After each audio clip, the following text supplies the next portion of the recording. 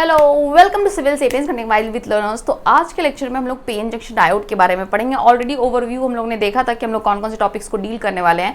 तो आज के लेक्चर में हम लोग पढ़ेंगे पीएन जंक्शन कैसे फॉर्म करते हैं, एक्सेप्टर एटम्स क्या होते हैं, डोनर एटम्स क्या होते हैं, डिफ्यूजन करंट, ड्रिफ्ट करंट और डिप्लीशन लेयर के बारे में पढ़ेंगे और पोटेंशियल बैरियर।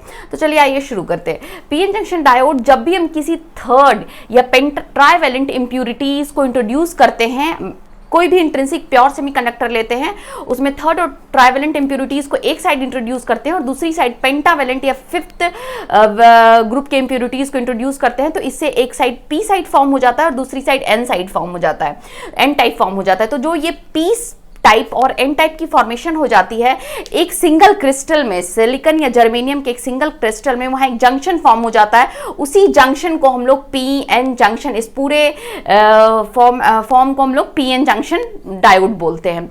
तो हम लोगों ने देखा जो पी टाइप है, यानी कि इस साइड क्या होंगे, होल्स मेजॉरिटी चार्ज कैरियर्स है और यहाँ पे इलेक्ट्रॉन्स माइनॉरिटी चार्ज कैरियर्स है। जब आप एन साइड में आ जाओगे तो यहाँ इलेक्ट्रॉन्स, मैंने डिफरेंट कलर यूज करने की कोशिश की है। यहाँ मैंने इलेक्ट्रॉन्स को रेड कलर से रिप्रेजेंट किया है और होल्स को ब्लू कलर से रिप्रेजेंट किया है ताकि आप क्लैरिटी रहे।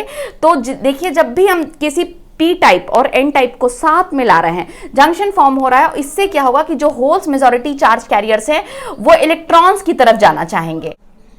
हाँ, तो जो पी टाइप में जो होल ज्यादा है वो एन साइड जाने की कोशिश करेंगे, इलेक्ट्रॉन्स की तरफ अट्रैक्ट होंगे होल्स, और जो होल्स एन साइड में मेजॉरिटी चार्ज कैरियर्स हैं वो पी साइड में जाने की कोशिश करेंगे, यानी कि होल्स की तरफ अट्रैक्ट होने की कोशिश करेंगे। आपने देखा है कि जो अनलाइक चार्जेस होते हैं वो आपस में अट्रैक्ट करने की कोशिश करते हैं। तो यहां से जब होल्स और इलेक्ट्रॉन्स मूव करने लगेंगे तो क्या होगा, एक टाइम ऐसा आएगा और इसी प्रोसीजर को, जो मूवमेंट हो रहा है यहाँ पे होल्स का और इलेक्ट्रॉन्स का एन साइड से पी साइड की तरफ और होल्स का पी साइड से एन साइड की तरफ, ये जो मूवमेंट हो रहा है ये कंसंट्रेशन डिफरेंस की वजह से हो रहा है। जो डिफरेंस है कंसंट्रेशन में, इस मूवमेंट को हम लोग डिफ्यूजन कहेंगे। डिफ्यूजन और इसकी वजह से जो करंट फ्लो होगा उसको डिफ्यूजन करंट कहेंगे। यानी कि जो कंसंट्रेशन डिफरेंस की वजह से करंट फ्लो होगा या जो मूवमेंट हो रही है इलेक्ट्रॉन्स में या होल्स में, उसको हम लोग डिफ्यूजन बोलेंगे। नेक्स्ट, अगर अब क्या होगा कि जब एक टाइम ऐसा आ जाएगा कि बहुत सारे इलेक्ट्रॉन्स यहाँ पे एक्युमुलेट हो जाएंगे, तो जब इलेक्ट्रॉन्स यहाँ पे आ जाएंगे मान लीजिए, तो क्या हो जाएगा कि और सारे होल्स इधर आ गए, ठीक है, तो इससे कि यहाँ पे डिप्लीशन लेयर का फॉर्मेशन हो जाएगा। ये डिप्लीशन लेयर क्या है, तो जब बहुत सारे इलेक्ट्रॉन्स यहाँ आ जाएंगे तो ये बाकी जो इलेक्ट्रॉन्स इधर से इधर आने की कोशिश कर रहे होंगे वो उसको रिपेल करने की कोशिश करेंगे, यानी कि वो उसको पुश करेंगे, और जो होल्स यहाँ पे एक्युमुलेट हो गए हैं वो उधर से और जो बाकी होल्स आने की कोशिश कर रहे होंगे उनको वो रिपेल करेंगे। इसकी वजह से क्या होता है कि एक यहाँ इलेक्ट्रिक फील्ड डेवलप हो जाएगी पॉजिटिव और नेगेटिव के बीच में, और इसी इलेक्ट्रिक फील्ड की वजह से जो रिमेनिंग इधर होल्स हो गए एन साइड में और जो रिमेनिंग इलेक्ट्रॉन्स हो गए एन साइड में और जो होल्स हो गए पी साइड में, वो अब इसको क्रॉस नहीं कर पाएंगे। उनको क्रॉस करने के लिए एक पोटेंशियल बैरियर डेवलप हो गया है। तो आप जब बैरियर डेवलप हो जाता है तो बैरियर को कम क्रॉस करने के लिए आपको उतनी एनर्जी या उतना वोल्टेज चाहिए होता है, तभी आप उसको क्रॉस कर सकते हो। तो in order to cross that, आपको that much amount of energy required है। अगर सिलिकॉन का क्रिस्टल है तो आपको 0.7 वोल्ट एनर्जी चाहिए होती है।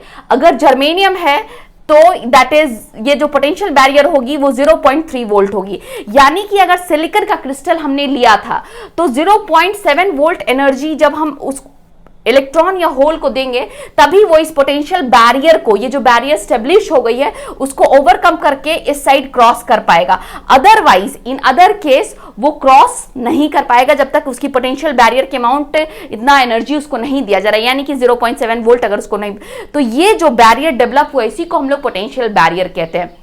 अब जो इलेक्ट्रॉन्स और होल्स का मूवमेंट, इस डिप्लीशन लेयर को हम लोग कम कर सकते हैं, ज्यादा कर सकते हैं, वो हम लोग आने वाले लेक्चर्स में पढ़ेंगे। जब हम बाइसिंग देखेंगे पीएन जंक्शन डायोड का, तो देखेंगे कि वहां पे डिप्लीशन लेयर की जो विड्थ है उसको इंक्रीज कर दी जा सकती है, डिक्रीज कर दी जा सकती है। डिप्लीशन लेयर को हम लोग ट्रांजिशन रीजन भी बोलते हैं, स्पेस चार्ज रीजन भी बोलते हैं, तो आप कंफ्यूज नहीं कीजिएगा, ठीक है।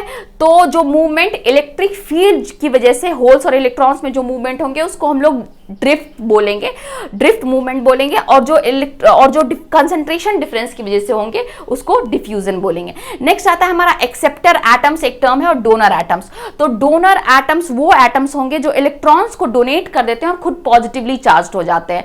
तो डोनेट करने के बाद वो पॉजिटिव चार्ज हो जाएंगे क्योंकि उन्होंने इलेक्ट्रॉन को डोनेट कर दिया है। नेक्स्ट आता है हमारा acceptor atom. Acceptor means from the name it is clear कि वो एक्सेप्ट कर रहे हैं। एक्सेप्ट कर रहे हैं तो जब वो इलेक्ट्रॉन को एक्सेप्ट करेंगे इन दैट केस वो नेगेटिवली चार्ज हो जाएंगे। तो जो भी नेगेटिवली चार्ज एटम्स होंगे उनको एक्सेप्टर एटम्स कहेंगे, और जो डोनेट कर रहे हैं इलेक्ट्रॉन को खुद पॉजिटिव हो जा रहे हैं, those are called donor atoms. तो होप आप लोगों का क्लियर है PN junction diode. Schematic symbol अगर देखें पीएन जंक्शन डायोड को, अगर हम ये उसका पूरा कंस्ट्रक्शन हमने मैकेनिज्म देखा कंस्ट्रक्शन, लेकिन अगर सिमेटिक सिंबल अगर उसको रिप्रेजेंट करने की कोशिश करें सिंपल पीएन जंक्शन को, एक ट्राइंगल है followed by a straight line. तो जो ट्राइंगल होती है उस साइड होता है पी टाइप, और जो स्ट्रेट लाइन है दैट इज एन साइड, यानी कि ये पॉजिटिव, ये नेगेटिव, ये एनोड, ये और कैथोड।